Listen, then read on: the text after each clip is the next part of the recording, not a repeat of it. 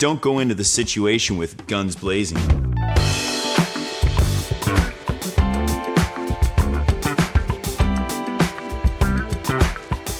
Bad neighbors. In our lives, we've all had one. Maybe I've even been that person. Maybe their late, loud, partying ways kept you up late. Maybe they didn't respect your property line.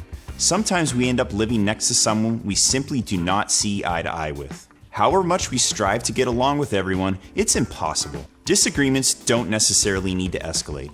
Here are a few easy pointers for how to keep disagreements with a potentially bad neighbor from turning into a nasty conflict. In any scenario you encounter, the first thing you should do is make sure you're not a bad neighbor.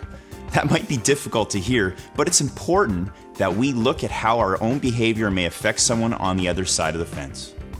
When was the last time you thought about how much noise you make? Loud televisions, music, and machinery can drive most people crazy. Are your pets friendly? Threatening dogs and roaming cats quickly become neighborhood sore spots. What about tidiness? Overgrown lawns and kids' toys can quickly become unpleasant eyesores.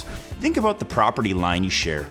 It's best not to allow trees from your sides to encroach onto theirs. Understanding what we may be contributing to a disagreement goes a long way towards solving the issue before it spirals into something bigger.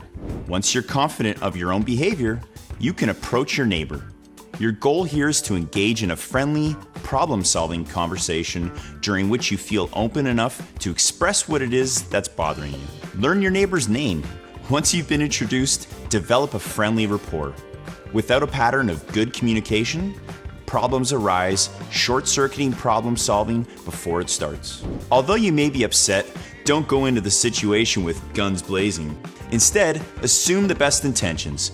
Quite often, people don't realize their actions are creating a problem until it's been brought to their attention. Start by putting yourself in your neighbor's shoes. Be proactive. Ideally, you won't have to involve any third parties in your dispute, but in case you do, document everything. If you ever need to approach a homeowners association, a neighborhood group, the city building department, or even law enforcement, a record of relevant interaction is critical in successfully alleviating the problem. Lastly, try and avoid scenarios that may cause conflict. Considering a house with a shared driveway?